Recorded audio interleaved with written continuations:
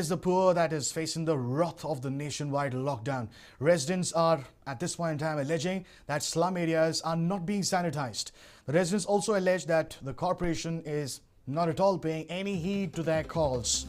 We've seen as to how sanitization disinfection work has been carried out across the city, but in several areas which are downtown, which are more slum-like, there is absolutely no care given. And again, we're talking about areas which have a high density of population, a lot of people living stacked up houses very close to each other, and there is not a sign of sanitization that has been taken up in several slum areas of the city. And the residents are absolutely out there making a hue and cry. They're alleging that the corporation is not paying any heed to their calls.